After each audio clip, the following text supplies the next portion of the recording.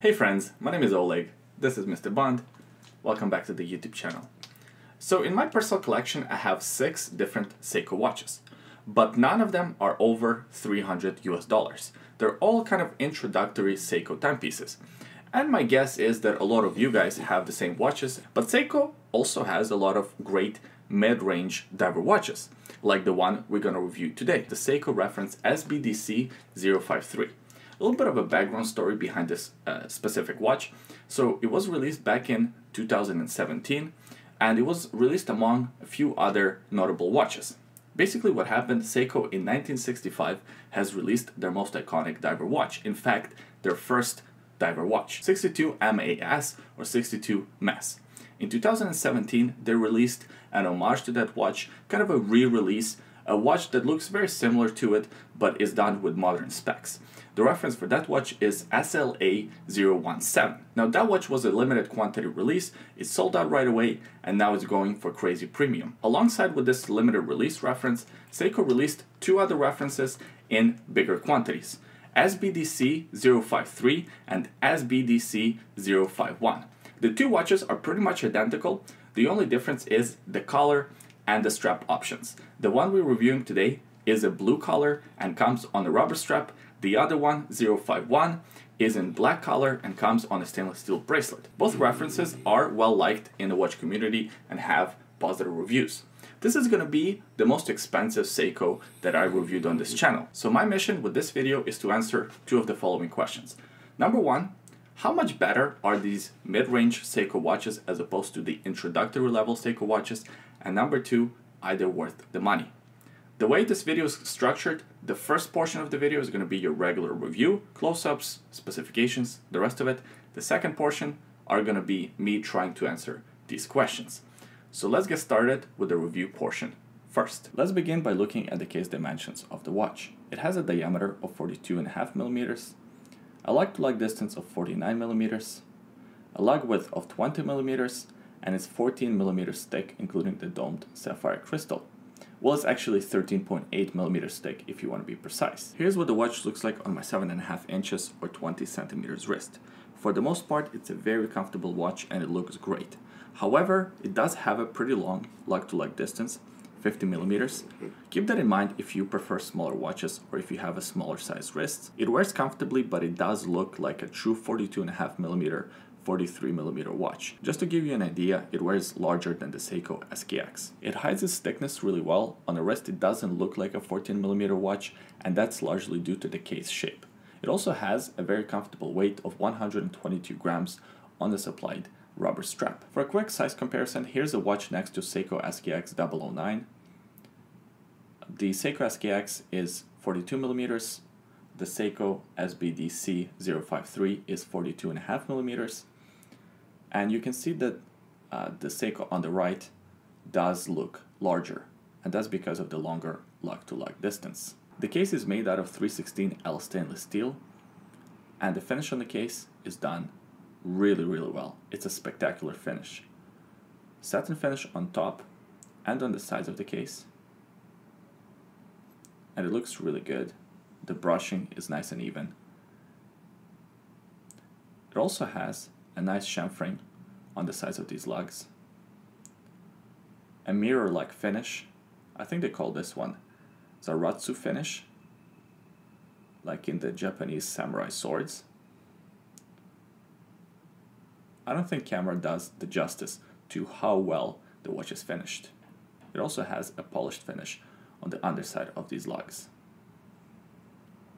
Probably the best finished watch in its price category that I have reviewed so far. The case is also covered in Dia Shield coating, so it's a special coating that Seiko has developed. It's supposed to be 2 to 3 times harder and more scratch resistant than stainless steel, and from the looks of it, it doesn't affect the appearance of the watch in any way. If anything, it enhances the appearance because you will be less likely to scratch your watch. We see a screw-down crown at the 3 o'clock position. It's an unsigned crown, which is disappointing, especially for a watch in this price category. I'm surprised to see an unsigned crown. I mean, how much money did Seiko really save by not putting a signed crown on the watch? Kind of a puzzling decision, if I'm being honest. The crown operation and the crown thread is really good. It's a nice and smooth operation. It is of course a screw down crown, helping with 200 meters of water resistance, and this is a ISO certified diver's watch. Since it's a diver's watch, it also has a diver style bezel. It's a 120 click unidirectional bezel. Bezel action is very smooth.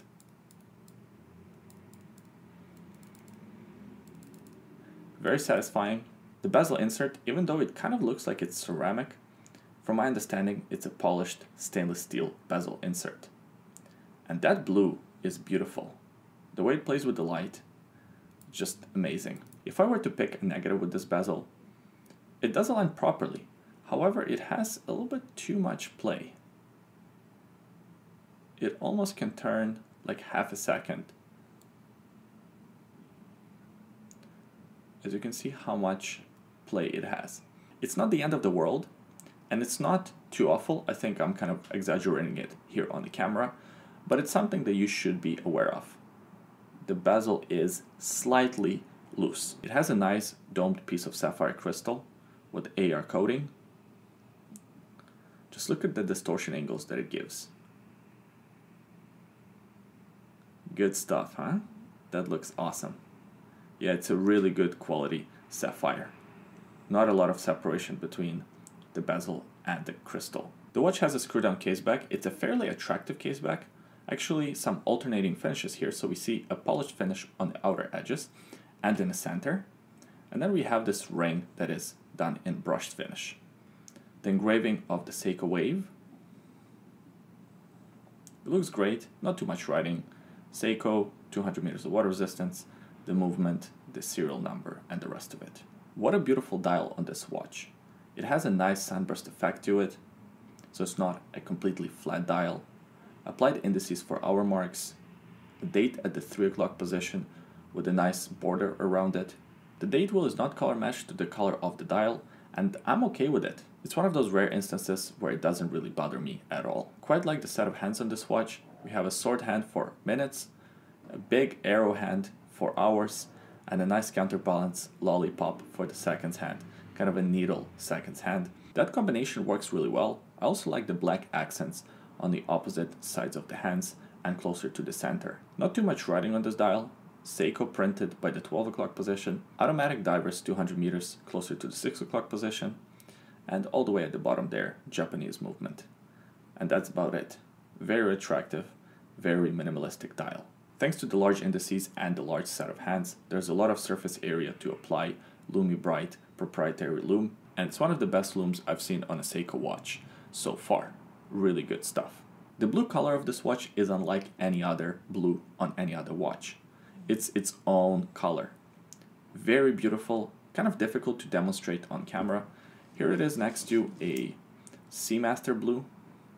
This is a vintage Seamaster from 1990s. So you can see it's quite different. And actually, I think I prefer the blue on the Seiko. I think it just looks awesome. They did a really good job with the color of this watch.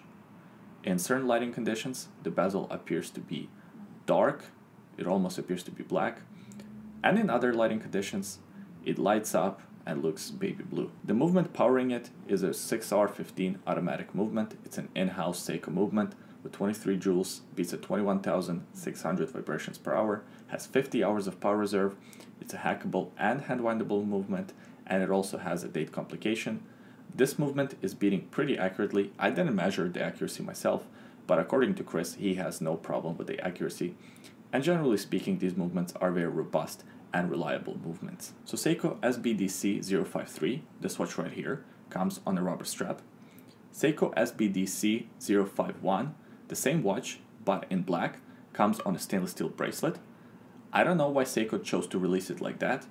Why not give customers the option? But it is Seiko, and they work in mysterious ways. The rubber strap is pretty good. It's a nice and soft rubber, with the Seiko Wave stamped at the bottom. The rubber strap also has nice hardware, nice finish on this hardware, and on the tank buckle, and both are Seiko signed. However, with the limited time that I had to spend with this watch, I wore it on the NATO strap. I think the rubber strap wears really well and it feels good on the wrist, but on the NATO it just takes the watch to the next level. It looks great and it wears well. It wears very comfortably, it doesn't wear too tall on the wrist, and I think it just looks awesome. Other than the stainless steel bracelet, wearing it on the NATO strap would be my preference. Currently it's on one of our Bond NATO straps, but of course you don't have to get a Bond NATO strap. I mean, you could if you wanted to, but any good quality NATO strap will look great on this watch. I found that the light gray NATO strap complements the dial and the bezel colors the best. That was the review part of the video. Now let's try to answer these two questions. First one, how much better are these mid-range Seiko watches? How much better is this reference SBDC053 as opposed to their introductory Seiko Divers like a SKX, for example? Well, actually it's quite a bit better. First of all, it does have better specs, sapphire crystal, it has the better movement, and overall the quality of the watch is much better. You can feel it right away in your hands. They're not the kind of differences that you can spot a mile away. This watch doesn't have any precious metals in it or anything like that, but overall the difference is very clear. The minute you pick up this watch, the minute you hold it in your hand, you can tell that it's a higher quality item as opposed to the introductory Seiko watches. And the second question, is the watch worth the money? Well, this question is tougher to answer because everybody has their own qualification, what is worth the money, what isn't worth the money, and of course I can't advise you on how to spend your money. But I can tell you this watch is not perfect. It does have some negatives. The three biggest ones to me: number one, lack of a signed crown. That was a very deliberate choice. It wasn't an accident on Seiko's part. They didn't miss it by accident, not signing the crown. They chose to include unsigned crown for whatever reason. The second being, bezel is a little bit too loose for my preferences. It's not awful, but it is on the loose side. And three, this watch only being available, this specific reference only being available on the rubber strap. Include a bracelet option. Come on guys, you have the bracelet already. I think this watch works really well on a bracelet because as it stands right now, if you wear it on a rubber strap, or if you wear it on a NATO strap, the watch only works as a sports watch. You can't really wear it in your business casual type settings. On a stainless steel bracelet, I believe that this watch works in both business casual settings as well as sporting activities. So a bracelet version would be great, and of course there is a bracelet version, but not in this beautiful blue color. With all of that being said, so is the watch worth the money? I'm gonna say yes. It's a great quality timepiece, and if you love this design, I don't think you will be disappointed. However, I personally am not tempted to buy this watch. I don't know what it is, I just haven't really connected with it. It's a beautiful timepiece, I like a lot of elements about it, clearly good quality, just isn't for me. Seiko is coming up with the limited release of a reference SPB149. That watch looks really nice. It's more of a true interpretation of a 62 MAS Diver, and I think that one looks really good. It does come on a stainless steel bracelet, but it is more expensive. I think the release price will be around 1150 euros, which is pretty much double than what the watch we just reviewed costs. The one we just reviewed, SBDC053, is around 600 to 750 US dollars. You can find them on eBay, and of course the price depends on the seller and on how lucky you get. I appreciate you watching this video until the end. Huge thank you to a local subscriber, supporter of the channel, and an awesome guy, Chris, for lending me this watch for the review. I really appreciate it, buddy. If you guys don't mind, give him a thanks in the comment section below. Give this video a thumbs up if you enjoyed this review, and of course subscribe to the YouTube channel so you don't miss more videos like this one in the future. By the way, today on my wrist, I'm wearing Zelos Mako version 3. I did a full review of this watch. That video can be found on the YouTube channel. I will also leave a link to it in the description below. Also in the description below there are two other links. The first link is a secret link. Have a look if you're curious. The second link is a link to bondnatostraps.com. If you're looking for a good quality NATO strap and want to support this YouTube channel at the same time, buying one of these NATO straps is a good way to do so. Thanks for watching. I hope you enjoyed it. I hope you had fun, and I'll see you guys next time. Bye. Pound. Pound. Good boy.